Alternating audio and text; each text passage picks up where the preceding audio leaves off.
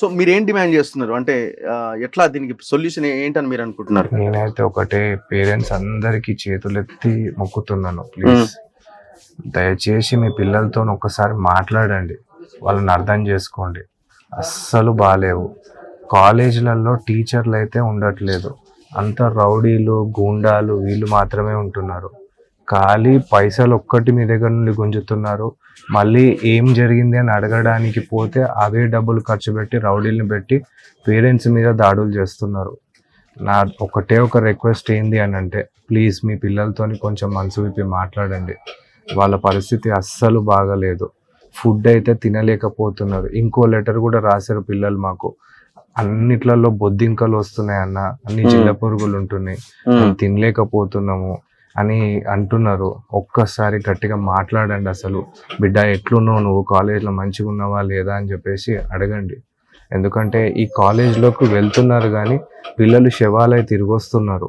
కనీసము ఇలా ఒకరు చనిపోయారు అన్న వార్త కూడా బయటికి రానియకుండా లోపలనే నొక్కేస్తున్నారు అని చెప్పేసి మాకు క్లియర్గా పిల్లలు కాల్ చేసి మరి చెప్పారు. అండ్ వాటి బేసిస్ మీదనే మేము ముందుకు ప్రొసీడ్ అయినాం. ఏదేమైనా కూడా తెలంగాణలో ఇట్లాంటి పరిస్థితి మాత్రం అస్సలు ఉండొద్దు. స్టూడెంట్స్ అందరూ బాగా చదువుకోవాలనే ఉద్దేశంతోనే, వాళ్ళకు క్వాలిటీ ఎడ్యుకేషన్ అందాలనే ఉద్దేశంతోనే మేము పోరాటం చేస్తున్నాము. కానీ నిన్న జరిగిన దాడి మాత్రం చాలా దారుణం. అసలు ఎన్ని స్కూల్ కాలేజీలు తిరిగి ఉంటారండి మీరు ఇప్పటి వరకు దాదాపు ఒక 20 వరకు కవర్ చేస్తుంటాం అండి. డైరెక్ట్ క్లాస్ రూమ్ లో కూడా ఎంటర్ అయిపోయి వాళ్ళని, అంటే వీళ్ళు ప్రైవేట్ క్లాసెస్ పెట్టి హాలిడేస్ టైంలో టైమింగ్స్ పెట్టి అండ్ పర్మిషన్ లేని బిల్డింగ్లలో కూడా వీళ్ళు క్లాసెస్ చెప్తున్నట్టున్నారు. మేము ఎక్కడికి వెళ్ళినా కూడా ఫస్ట్ క్రాస్ చెక్ చేసుకుంటాం, అది లీగల్ కరెక్టా కాదా. ఇల్లీగల్ అన్న ప్లేస్ కి మాత్రమే మేము వెళ్తాము. లీగల్లీ కరెక్ట్ అయిన ప్లేస్ అస్సలు టచ్ చేయం మేము. అసలు ఈ ప్రతి ఒక్క చోట వెళ్తూ మాకు అర్థమైంది ఏంటి అంటే 90% ఒక సిస్టమ్ అనేది లేదు, మొత్తం ఇల్లీగల్ గానే నడుస్తున్నాయి. అండ్ వీటి గురించి బోర్డ్ ఆఫ్ ఇంటర్మీడియట్ వాళ్ళకు కంప్లైంట్ ఇచ్చిన, గవర్నమెంట్ కి కంప్లైంట్ ఇచ్చినా ఏం యాక్షన్ తీసుకోవట్లేదు. ఇంకా వీటికి తోడు మా మీద రెక్కీలు చేసిర్రు. మేము వాటికి సంబంధించి పోలీసులను కూడా ఆశ్రయించినాము, మాకు ప్రొటెక్షన్ కావాలి, ఇట్లా ఇబ్బంది పెడుతున్నారు చాలా మంది. బయటికి వెళ్తుంటే రకరకాల ఇబ్బందులు ఫేస్ చేయాల్సి వస్తుందని చెప్పేసి కమిషనర్, డీజీపీ అందరికి రిప్రజెంటేషన్స్ ఇచ్చినాము. ఇక మీరు చూసిర్రు నిన్న ఏ రకంగా దాడి చేసిర్రు. సో ఇది అనేది ప్రతిసారి కామన్ గా అయిపోతుంది. అంటే 1-2 కాలేజీలు ఉన్నాయి అనుకుంటే అలా లేవు. ఏమేమి కాలేజీలు ఉన్నాయండి ఇట్లాంటివి? ఓన్లీ శ్రీ చైతన్య, నారాయణేనా ఇంత ఇదిగా బిహేవ్ దారుణంగా చేస్తున్నాయి? శ్రీ చైతన్య ఒకటి, నారాయణ, ఈ 2 మెయిన్. ఇప్పుడు ఏంది అని అంటే కొంచెం అదే బాటలో నడుస్తూ మిగిలిన కాలేజెస్ ఫాలో అవుతున్నాయి. లైక్ ఇప్పుడు ఆల్ ఫోర్స్ అని ఇంకో కాలేజ్ ఓపెన్ అయింది, వాళ్ళు కూడా ఇదే రకంగా ప్రొసీడ్ అవుతున్నారు. నిన్న మార్నింగ్ మాకు ఫిజిక్స్ వాళ్ళ అని ఉంటది, యాక్చువల్లీ అది మంచి ఇన్స్టిట్యూషన్, కానీ ఇక్కడ ఉన్న వాళ్ళకి అది నడిపించడం చేతగాక దాన్ని వేరే విధంగా నడిపిస్తున్నారు. ఫిజిక్స్ వాళ్ళ కరికులం ప్రకారం 1:30 వరకు క్లాసెస్ పెట్టాలి, కానీ ఈ నారాయణ చైతన్యకు సంబంధించిన వాళ్ళే అక్కడో ఇక్కడో దూడుతున్నారు ఆ బిజినెస్ లలో కూడా. అండ్ దాన్ని కూడా 7, 8, 9 గంటల వరకు నడిపించే ప్రయత్నం చేస్తున్నారు. పిల్లలు కంప్లైంట్స్ ఇచ్చారు, ఫుడ్ బాగాలేదన్నా అని చెప్పేసి. లెటర్లు ఒకటే కాదు, మా social media handle messages open చేస్తే ఒక్కొక్కరి బాధ మాత్రం చాలా దారుణంగా ఉంది. అమ్మాయిల పరిస్థితి అయితే అసలు గర్ల్స్ క్యాంపస్ అని చెప్పేసి మాట్లాడతారు, లోపలికి ఎవరిని రానివ్వరు. ఎవరన్నా వస్తే ఒక 2-3 పేడ్ ఆర్టిస్టులు పెట్టుకొని వాళ్ళతో దాడి చేపించి కేసులు పెట్టే ప్రయత్నం చేస్తారు. సో అమ్మాయిలతో కనీసం మాట్లాడాలన్నా, వాళ్ళు కంప్లైంట్ ఇవ్వాలన్నా కూడా వాళ్ళకు దిక్కు లేదు. ఒకవేళ కంప్లైంట్ ఇచ్చారంటే అది అమ్మాయి అయినా అబ్బాయి అయినా మొత్తం 2 ఏళ్ళు అయిపోయేంత వరకు వాళ్ళని టార్గెట్ చేస్తారు. సో ఈ విధంగా అయిపోయింది. వీళ్ళకు ర్యాంక్స్ కూడా ఏం రావి కాలేజెస్ లో. అక్కడిక్కడ మంచిగా చదువుకునే పిల్లల ర్యాంక్స్ తీసుకొచ్చి వీళ్ళు మాకు వచ్చినాయి అని చెప్పేసి పేపర్లు వేసుకుంటారు.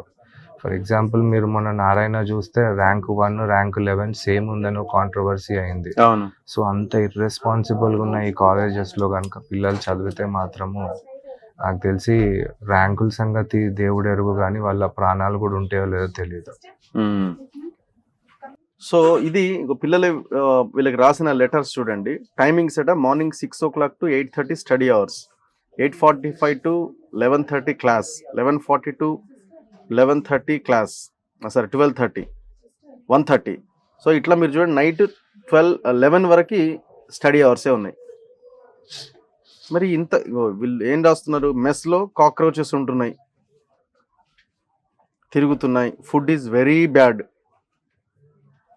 మరి 3 లక్షలు తీసుకున్నాడు, మరి ఏం చేస్తున్నట్టు? సో అందుకే గవర్నమెంట్ ఎంత దారుణంగా తయారవుతుందంటే, ప్రభుత్వాలు అన్నట్లే పాడైనాయి. వీళ్ళు ప్రైవేట్ కాలేజీల మీద నియంత్రణ అనేది ఉండదు, ఫీజుల మీద నియంత్రణ లేదు.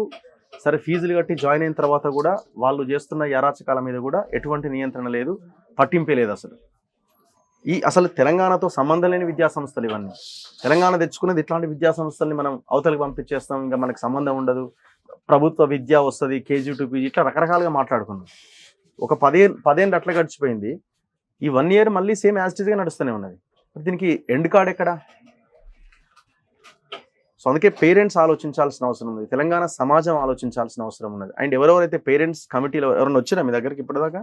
పేరెంట్స్ అయితే చాలా మంది వచ్చారు. ఎట్లంటే ఇండివిజువల్ గా రావచ్చు, కానీ మీ పేరెంట్స్ కమిటీలు అసోసియేషన్లు ఉన్నాయి కదా, వాళ్ళు ఎవరైనా వచ్చారా? అందులో కూడా వీళ్ళ మనుషుల్ని వీళ్ళ తొత్తుల్నే పెట్టుకుంటారు అనమాట.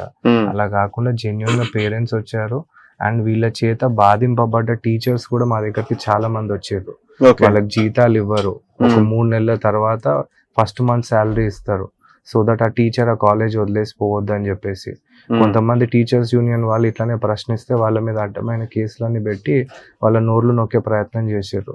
కరోనా తర్వాత టీచర్లకు జీతాలు సరిగ్గా లేవు, అసలు టీచర్లే లేరు ఈ కాలేజ్లలో. నోరు తెరిస్తే వాళ్ళని బతకనివ్వట్లేదు. ఇక్కడ టీచర్లు ఇబ్బంది పడుతున్నారు, స్టూడెంట్స్ ఇబ్బంది పడుతున్నారు. లాభపడేది ఎవరు అని అంటే ఈ సీట్లు అమ్ముకునే రౌడీలు, గూండాలు. ఈ కాలేజ్ వ్యవస్థలో ఎప్పుడైనా కూడా ప్రిన్సిపల్ అనేవాడు ఉంటాడు, కానీ వీళ్ళది ఏదో బ్యాంక్. మీరు ఓనర్ కావాలంటే ఎవరిని వెళ్ళి కలుస్తారు?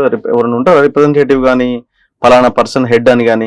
జనరల్ గా అయితే బోర్డ్ ఆఫ్ ఇంటర్మీడియట్ రూల్స్ ప్రకారం ప్రిన్సిపల్ ఉండాలి. ఎక్కడికి వెళ్ళినా కూడా ప్రిన్సిపల్ ఉండరు. ఒక కాలేజ్కి వెళ్తే 5 ప్రిన్సిపల్ అని అంటారు, కానీ అక్కడ బోర్డ్ ఆఫ్ ఇంటర్మీడియట్ రూల్స్ మీద ఉండే వాళ్ళ పేర్లు వేరే ఉంటాయి. ఇదంతా మేనేజ్మెంట్ చేస్తున్నారు, కానీ ఎక్కడా కూడా వాళ్ళు ప్రాపర్ గా సిస్టమ్ నడిపించడానికి చూడట్లేదు. కంప్లైంట్ ఇద్దామంటే ఒక ప్రాపర్ ఛానల్ ఉండదు, కనీసము ఒక వాయిస్ బయటికి రావడానికి కూడా లేదు. మరీ దరిద్రంగా స్వాతంత్రం టైంలో ఇట్లా ఏమైనా ఇబ్బందులు అవుతున్నాయి, మీడియా వాళ్ళని కూడా, పేపర్ ఆర్టికల్స్ రాసే వాళ్ళని కూడా ఇబ్బంది పెడితే వాళ్ళు రాత్రి పూట వెళ్ళి ఇట్లా చిన్న ప్రింటింగ్ ప్రెస్లలో ప్రింట్ చేసి ఏ రకంగా అయితే దొంగతనంగా మెసేజ్లు పంపిస్తారో, పిల్లలు మాకు ఆ రకంగా దొంగతనంగా పంపించే పరిస్థితి ఏర్పడ్డది ఈరోజు. ఆ పిల్లల పరిస్థితి ఏందో మీరే చూసారు కదా, కొన్ని వీడియోస్ కూడా ఉన్నాయి, పైనుండి ఎట్లా పేపర్లు వేసేసారు మా పైకి కంప్లైంట్స్. అవన్నీ వాళ్ళకి సంబంధించిన రౌడీలు, గూండాలు గుంజుకునే ప్రయత్నం కూడా చేస్తే మన వాళ్ళు అడ్డుకొని ఆ పేపర్లను కూడా మేము చదివినాము, ఇలా పిల్లలు ఇబ్బంది పడుతున్నారు అని చెప్పేసి. ర్యాంకులు అయితే ఇలాంటి కాలేజ్లలో చదివితే రావు.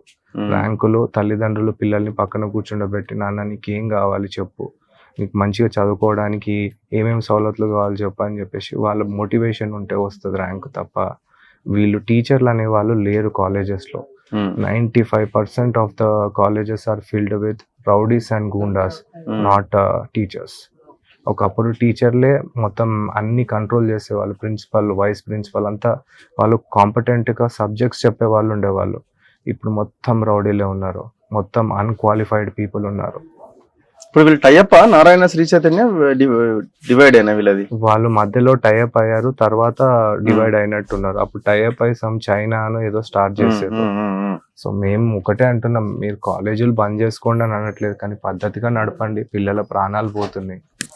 గిరీష్ అనే ఒక స్టూడెంట్ నారాయణ కోయడా క్యాంపస్లో జాయిన్ అయిన 7వ రోజు చనిపోయిండు. ఎట్లా చనిపోయిండు అంటే సమాధానం లేదు. మార్నింగ్ 6 o'clockకి ఆ అబ్బాయి కనిపించట్లేదని చెప్పి పేరెంట్స్ కాల్ చేస్తే చెప్పారు. 10:30కి పేరెంట్స్కి అఫీషియల్ ఇన్ఫర్మేషన్ ఇస్తే పేరెంట్స్ 2 o'clock అక్కడికి వెళ్తే నైట్ 11:30 వరకు వాళ్ళందరూ అక్కడ ఉంటే వెతికితే దొరకని డెడ్ బాడీ. వాళ్ళు అక్కడ నుండి మూవ్ అయిన 1 hourలోనే వాళ్ళు వెతికిన చోటనే డెడ్ బాడీ ఉంటే దాని అర్థమైంది పిల్లలు ఎట్లా చనిపోతారో కూడా తెలియదు, కానీ మేనేజ్ చేసి అదొక యాక్సిడెంట్ లాగా సృష్టిస్తున్నారు. దీని మీద కూడా మేము కంప్లైంట్స్ ఇచ్చినాం, ప్రాపర్గా యాక్షన్ తీసుకోమని చెప్పినాం, కానీ ఏ యాక్షన్ లేదు. ఇక్కడ ఇట్లా కనీసం గవర్నమెంట్ దగ్గర ఎంతమంది చనిపోతున్నారు ప్రతి ఏడాది స్టూడెంట్స్ అన్న డేటా కూడా అస్సలు లేదు. కాబట్టి మీరే అర్థం చేసుకోండి. మొన్న ఖమ్మం నుండి ఇంకో కాల్ వచ్చింది, అది ఎస్ఆర్ కాలేజ్ అని ఉండే, అక్కడ ఒక స్టూడెంట్ చనిపోయాడు. చనిపోతే అన్న మీరు రావాలన్న అని చెప్పి కాల్ చేశారు. తర్వాత పేరెంట్స్ నోరు నొక్కే ప్రయత్నం యథావిధిగా చేశారు. ఇలా 1, 2 కాదు, ఒకరిని చూసి ఒకరు ప్రాపర్ రెగ్యులేషన్స్ లేకుండా కంప్లీట్ ఎడ్యుకేషన్ సిస్టమ్ అనేది కొలాప్స్ అయిపోయింది మన దగ్గర. It's Yeah. Tough time for students.